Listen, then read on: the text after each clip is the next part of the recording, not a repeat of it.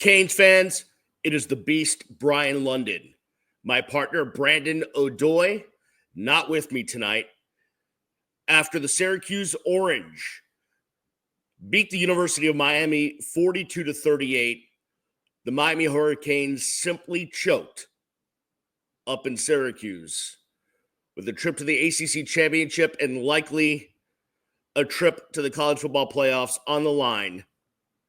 Miami, once again, cannot succeed when they need to. Brandon not with me because, as he put it, I'll probably say something I'll regret. And you know what? I may say something I'm going to regret. I'm going to try not to. But what we all just witnessed was unacceptable. Just unacceptable. You can't have a 21-0 lead on Syracuse and then lose 42-38.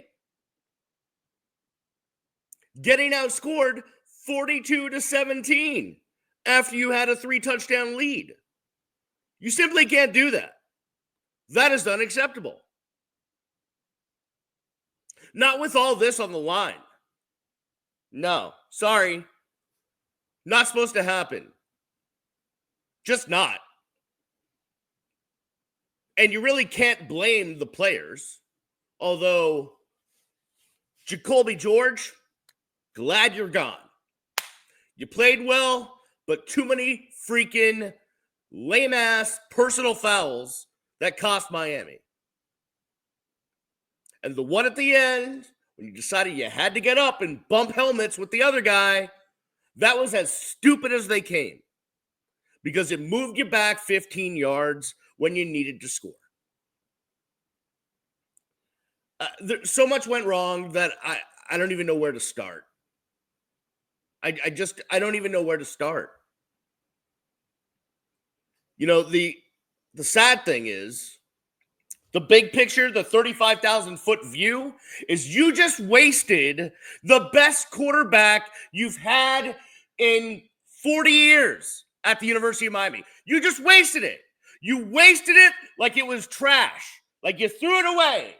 Hey, Cam Ward, Heisman contender, best thing we've seen since sliced bread. You know what? F it. We're not going to play defense. We're just not.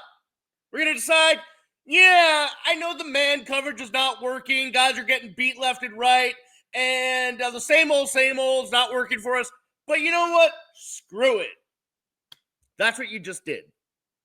That's what you just did. You literally were in a dome telling the best quarterback you've had since possibly Bernie Kosar, Vinny Testaverde, or Jim Kelly. You know what? Thank you for your service. We're not going to back you up with any kind of a defense. I believe a lot of people call it the Swiss cheese defense. Holes everywhere. The linebackers, the secondary, and you know what? Most of the defensive line, to be honest with you. Hey, Tyler Barron, welcome back. Glad you got a sack. Great. Haven't seen you in weeks. Lance Guidry, dude. Listen, man, you're affable. You got that Louisiana twang. Great. Take it somewhere else, please. Like maybe McNeese has an opening. And offensively, hey, we're just cruising along 21-0, and then we're just gonna. That's what we're gonna do. Jordan Lyle's gonna be a stud for the University of Miami, but Martinez and Fletcher were bruising the Syracuse defense, and you took them out to put in the freshmen. Why? Why? I don't get it. I just don't get it. But, listen, the offense scored. Anytime you score 38 points, that should be enough to win a college football game. Defensively, I don't understand. Okay. We'll get back to the defense. What we need to get to is Mario Cristobal and his game management. I mean, oh, I hired a game management coach. I hired a guy, he's going to tell me all the right things to do. Evidently, that didn't work out. Okay, so here's the scenario. You need to score. You're down by a touchdown. Now, granted, it's 10 yards to pay dirt. But you literally have arguably the best player you've had at the quarterback position in 40 years. And the guy who's been the dude that has bailed you out all year long. You have him at quarterback. And you take the ball out of his hands and say, you know what? We're going to trust our defense, who's absolutely not done one thing in the second half at all. That's what we're going to do. We're going to kick the field goal, and then, yay, we're going to get a stop. Did anyone feel confident about them getting a stop? Not I. Dogs, Mello, Marley, you guys? Nope. Dogs don't feel confident. It didn't feel confident either. What a terrible bleeping decision. How do you take the ball out of your best player's hands? You don't do that. It's football 101. Take your game management coach and shove him right up someone's ass. Holy crap. Last year, you couldn't figure out how to kneel. Now you can't figure out how to use the best player on your team. You can recruit your ass off, but evidently, the rest of it is a problem. I don't understand why this keeps happening.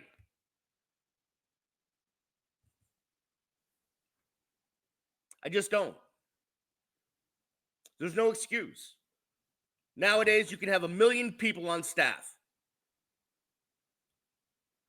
Why is there not someone brilliant? Listen, you're a recruiter. You're not the best game day coach, X's and O's guys. Fine. That's fine. Do what Bobby Bowden did. He would just stand there with the headset on, pretend he was coaching, but he had 1 million guys around him that actually could coach.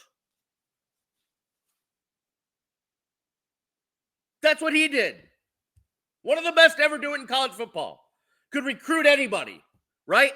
Couldn't coach a lick. Well, I mean, a lick, maybe. But he surrounded himself with brilliant people to get the job done. This coach doesn't evidently believe in that. I don't believe either of your coordinators is brilliant. I don't believe you actually have a game management guy. And certainly no one else evidently seems to be able to talk common sense into you when it comes to major coaching decisions. It's unreal. It's embarrassing.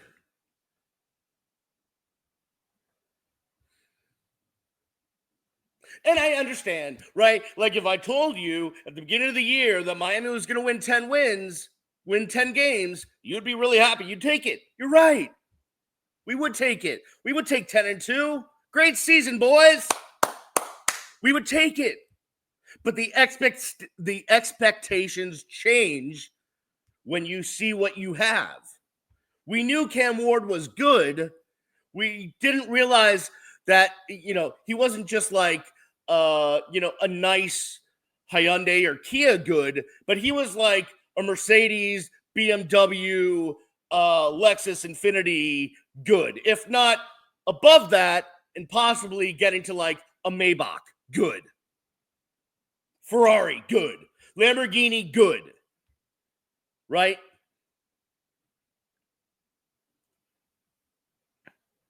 You didn't know that when you made the predictions about their win-loss record. You thought so, maybe, kind of, whatever, but you didn't know, right? You ended up with a freaking luxury vehicle. And you know what you did?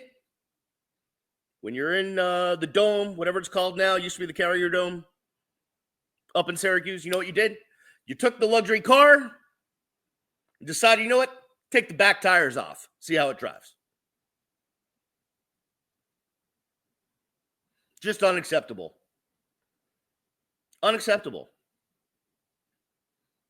I knew it though, right? If you listen to the Real Ones Canes podcast from earlier this week, I told you to be really worried about this game.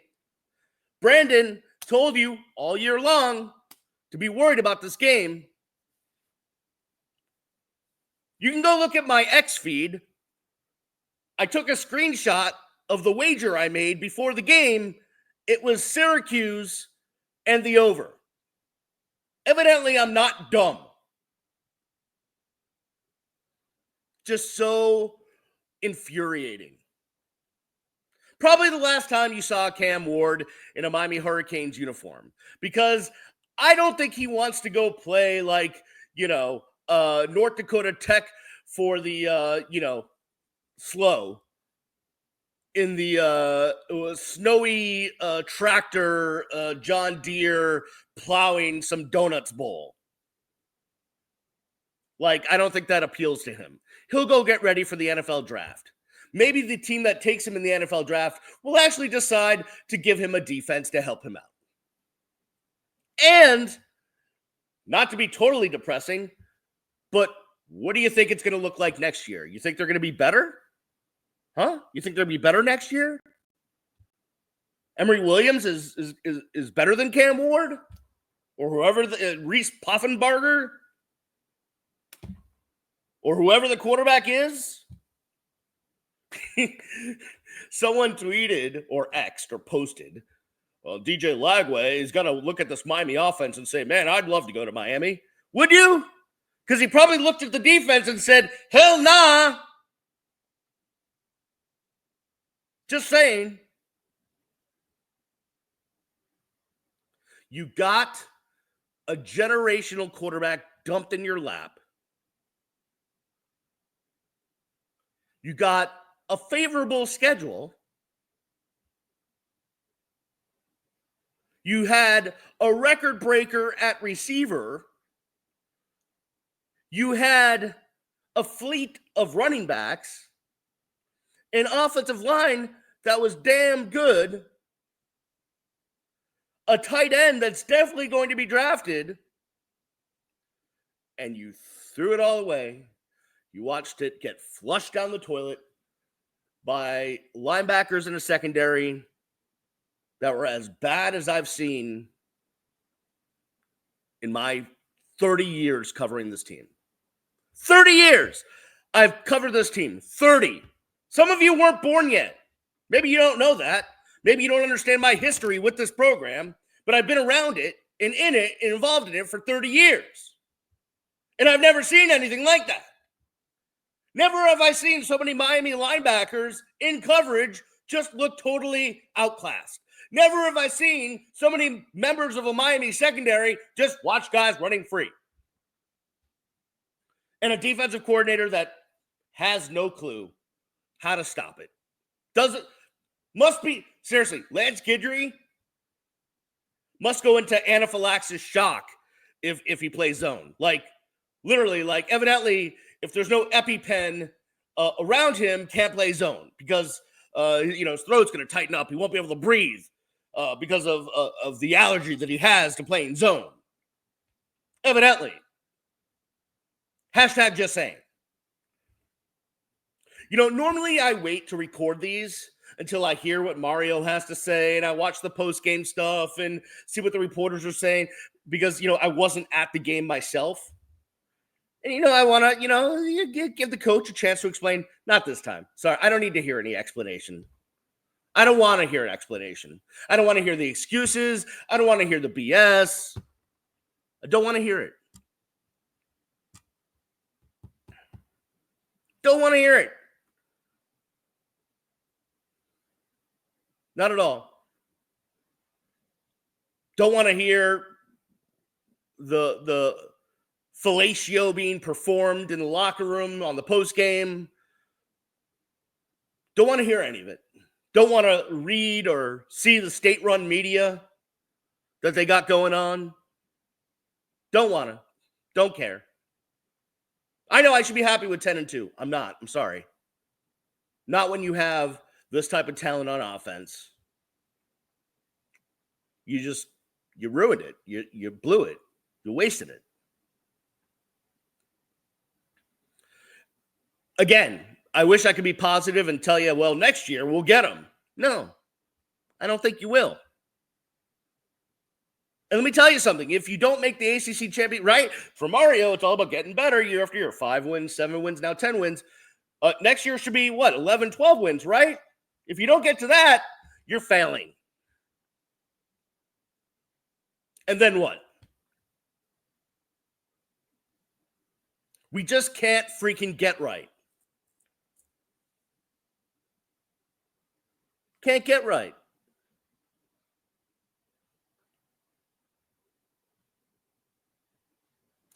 Let me put it this way. And I'm going to say this, and maybe someone will take it and do something with it, but when Mario Cristobal lands sometime early in the morning from Syracuse, he needs to go look himself in the mirror and ask himself, am I a good game day coach? Right? Like, I may be a good leader of men, a good program builder, and great Monday through Friday, and great recruiter and all this stuff, but am I a great game day coach? Now, if he's honest with himself, the answer will be no, right? We knew this coming from Oregon, right? You go call anyone that covered the Oregon Ducks, and they will tell you he was not a good game day coach there either. He had another generational quarterback in Herbert. Out there, wasted that one. Didn't know what to do with that one. So we should have known. But you know what? We'll give you some time, right? What you took over was really bad. I get it. I understand it.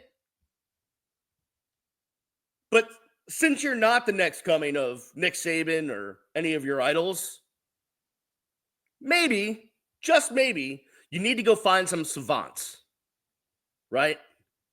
Like dudes that aren't just like, got a good twang and, can carve up some plays and, they know ball. Maybe don't do that. Maybe go get the guys that are geniuses, savants, outthink other people. That's what you need. Because you are not able to do that. And that's fine. Not every head coach is that guy. Like I said, Bobby Bowden wasn't that guy. But he surrounded himself with the smartest guys at the time. Right? Right? He was smart enough to know, like, hey, I need a Mark Richt calling plays at the time. Mark Richt was one of the best. Or I need a Jimbo Fisher to be calling the plays, who at the time was one of the best, right? Like, he got that. And so does every other head coach that understands their deficiencies. Right? Yeah. Look at it up at Georgia Tech. I'll be honest with you. If I had I'd have to look at the odds. And if the odds were in my favor, I might throw money down that Georgia Tech has a better record next year than Miami. They're building a program. That guy gets it. That's a former offensive lineman that gets it. Just saying. All right, I'm not going to beleaguer this. Plus, I'm losing my voice. And now I get to go join my family out at some sports bar as they're watching Florida State. Won't that be fun? Yay for me on that. I appreciate you guys always for tuning in, for supporting me, for supporting Brandon, for supporting the Real Ones Canes podcast. I really do appreciate you. We will be back with a show this week where we will take some more time to flush this thing out. And then there's recruiting and the portal and some bowl game and all. It just keeps going. And we'll be here for you. Okay? Go have a cold beverage, everyone. We may feel down tonight, but there's more days to feel down ahead. It's Miami football. It just can't get right over the last 20 years. Just can't get right for some reason. It's a curse. I'm telling you, it's a curse. On that note, I will see you next time. Thank you for listening and watching the Real Ones Canes podcast. Peace.